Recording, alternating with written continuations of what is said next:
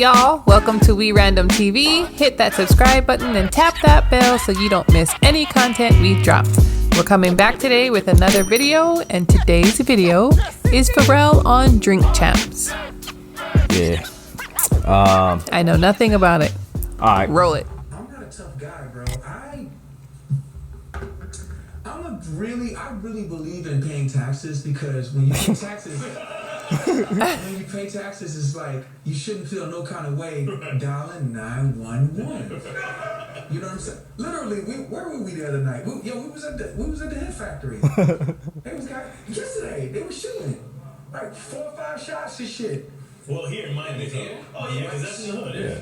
So, you know, across the street is there. Yeah. So Kelly comes in. She's like, "Can I talk to you for a second?" We're in a session. She says, "Can I talk to you a second?"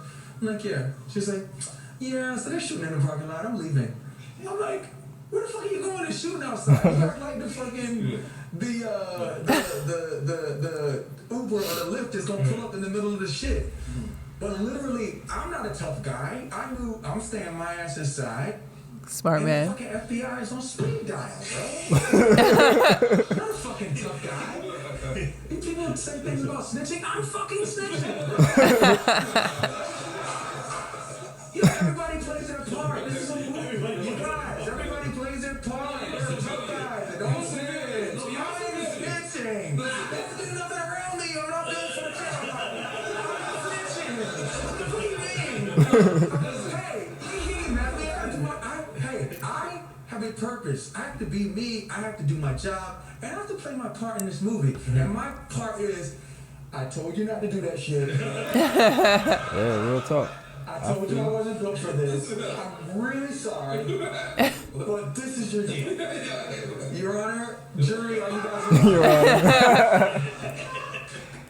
I asked him not to do this. And if he was going to do it or she was going to do it, don't fucking tell me. Well, you're a civilian. You can get away with that. 1 minute. I don't think any street guy in the world will be offended by you saying. Everybody's not fucking tough. Yeah. You know, 25 years in a condition you know you are not built for. Because you want to look tough. I am not fucking tough. You know what I want to look like? Fucking free and happy. Live my life. Yes. Yeah. Bruh. That's funny. Yo. That's true, though. I mean, respect. Yeah. Well, I mean, it's different because a lot of other videos we did was like, kind of like the culture of snitching. Like, you know what I mean? I mean, but they're also on the street, that you know what I mean? life. Street level. But I'm just saying that's just the difference in this video between the other ones. I don't think I've ever heard Pharrell really rap about being in that life, though. No. So See, the thing is, that's a great thing, right? Yeah, Pharrell don't put himself in a position where he's like, I'm a tough guy. Never said he was a tough guy. Never talks tough. He always been about the music and been chilling. Yeah. Exactly. So, I mean, that ain't really his MO. Now, does he hang around, you know what I mean, different people? But yeah, you know, you got the clips, you got Pusha T, you know, stuff like that. But he does music, and that's his connection to them. So it's not like he's in the streets with them, and that's how he knows them. Well, you know, nowadays, he's an older cat, but nowadays, you guilty by association. So you could be into the music, but you ride with somebody and get caught up in it. But all those guys, I don't believe, are in that lifestyle anymore. What do you mean? At least, I don't think they're living that life anymore that they rapping about like that. It's the younger cats in the streets like that. I just said he's an older cat. So, but I'm saying, in general, you know, coming up doing music, you're guilty by association. Oh. So sometimes you can get caught up in the situation even though you're not about that life. You feel me? But anyway, I want to bring up a story right quick, because it kind of ties in with the Pharrell joint. And it's funny because it's not no snitching thing, but it's like, it's a different kind of spin on it because, you know, back in the day, you know, I used to live in Virginia. Right. So, 7 cities, man. So I used to live in Newport News, Bad News. And, you know, back then, we had ties and connections with different people. And we used to kind of hang around, Master Sound Studios, and around that time, you know, you got different engineers. You got Chad Betancourt, you had Rob Walsh, and shout out to those guys. And we were just kind of like, we were kids, man. We just try to like get in and see what was going on, right? So how old were you? Shoot, I was probably like 16, 17. Okay. So, Child, it's almost a man. yeah, I'm saying, but I was a kid though. Yeah, you know? yeah, So, of course. Yeah. So we would just try to hang around and when I got about 18 or so, we would just, you know, see where they were at. Because we were trying, at the time, we were trying to meet Pharrell. We was trying to get in there and pass our CD and our music stuff to him, right? Okay. So, never met with him at the studio, but we would get up with other guys. So anyways, long story short, we were trying to find out where Pharrell stayed at. Like, we was asking mad questions, like where he lived at. Because we felt like if we could find his house, we could be like, yo, man, we know these people, that people. We kind of, you know, mingle with some of the same people. And we do music, man. And hopefully you would respect our grind by coming directly to you with a CD. And not to be weird, but we didn't know any other way to get Y'all to were being him. weird. Yeah. So, I mean, even though we had the studio connection, we wanted to give it to him directly. You know, we didn't want any. So, anyway, we found out where he lived at. So, and I'm not going to put any of that information in this video. You know, I remember like the area. Sure, he probably doesn't live there anymore. Yeah. I remember that area very well, but I don't know the streets and all that. But just where he stayed at, he had this beautiful crib. It looked like some Miami type style. And one night, it was like 11, 12 o'clock at night. We sitting there in his neighborhood at 11, 12 o'clock at night. We just ride through like, and suspicious. My boy, man, Walt, he had his little Honda Civic at the time. We roll up, and at this time, we had passed by his crib because we wanted to see if he might be home.